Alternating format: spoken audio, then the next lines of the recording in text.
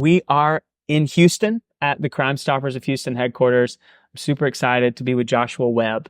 He's the Safe Community Institute manager here at Crime Stoppers, and he's an expert when it comes to preventing crime, educating families and communities around staying safe. Yes, sir. And what that looks like. And so today we're going to lean in to some threats and the challenges that students are facing online specifically. Right now, I know even the Secretary of the Department of Homeland Security has said we're seeing more and more school-related threats, incidents taking place on social media. Are you noticing this in Houston? We are. And I think especially here in Houston, FBI Houston has said September of 2024, they saw more hoax threats than they have at any point in the last 3 years. So it's ridiculous. That is, I'm sure, a trend in our city, but nationwide as well. So Joshua, can you help us understand what even is a threat? I know we hear a lot of times when students are posting or sharing things online, they say, I didn't even know that joke, that post, that comment could be considered a threat. I was just kidding. Yeah.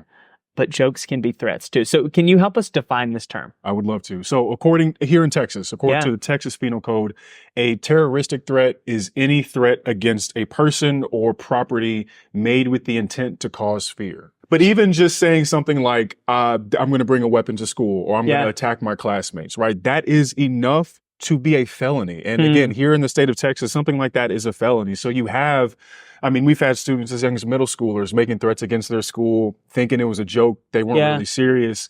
They get found, they get caught, and they get charged with some very, very severe crime. So it's not a joke, and we have to take it very seriously. If I share something online, if I say something that I later regret, it's a felony, it's taken seriously. What are the consequences that come with that? Absolutely. So the consequences are manifold, right? So within your own family, of course, issues with your parents, maybe devices taken away, that's the lightest. Yeah. Right? But yes, that's nothing. That's the least of your worries. You get your phone taken away, which you probably deserve at that point. In terms of the school, right? Getting kicked out of school, even if it is just maybe a short-term suspension, you're still missing class time.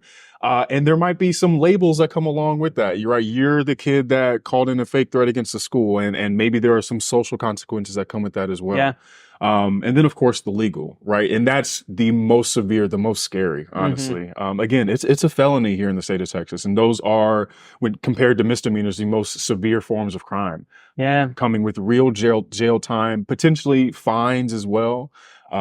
Because we, the community, law enforcement, they have to take these threats seriously. We cannot see a threat and think that kid was just joking, because what if they aren't, right? We've seen the worst happen here in Texas already. And so, of course, these threats, real or fake, are going to be investigated, followed up on. And we were just talking about this earlier. You're not going to outsmart the FBI.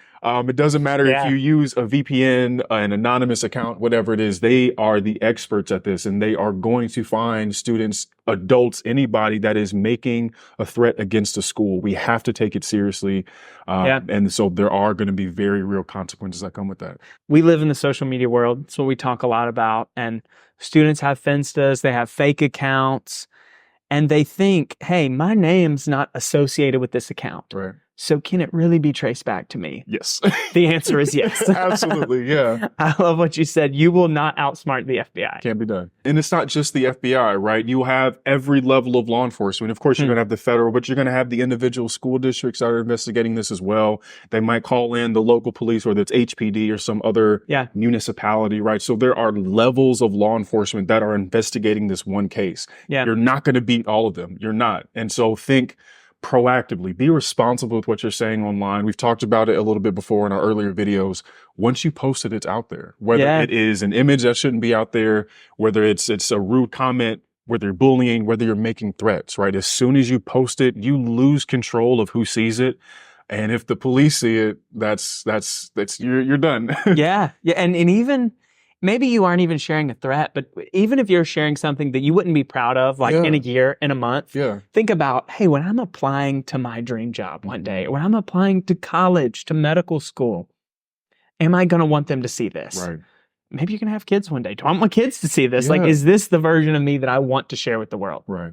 And if the answer is not yes, please don't share it. Don't post it. Even if you have posted, delete it, right? Yeah. Please make sure that your social media profiles are a positive reflection of you. We all make mistakes, right? I have posted things online that I'm not proud of.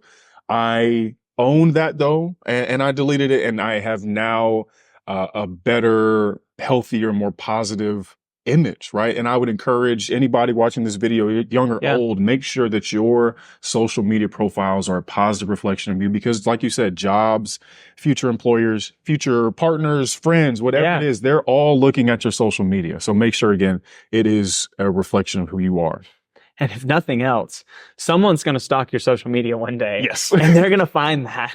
And it's going to be some great joke material. So if I'm a student and I'm online and I see people sharing things that raise some red flags, if I see someone post something that I'm like, oh, that feels a little off, I'm worried about them, what do I do? Who do I go to? The advice from the FBI and other law enforcement agencies is actually don't repost it. Don't send it into your little group chats, right? Because that's just going to excite people in a bad way, right? Get them afraid and make them panic. So definitely take screenshots of it so you have evidence, but just forward that on directly to law enforcement, right? If you need to, if you want to show your parents, do so, but don't just keep reposting it and sharing it without bringing somebody's attention to it, because that is just going to incite more fear and make the situation worse. Go to a trusted adult, get with the evidence. Yes. Because once it's gone, sometimes it can be hard, especially if you have real concerns about a situation and you don't have evidence. That can be put law enforcement in a tough spot. So get the evidence, go to a trusted adult, and get law enforcement involved sooner rather than later. Immediately. If you don't take anything else away, what you post today matters. Absolutely. Even if you aren't really serious, even if it's just a joke, you never know who's going to see it. You never know what consequences may come with that. So just think before you post. Yeah.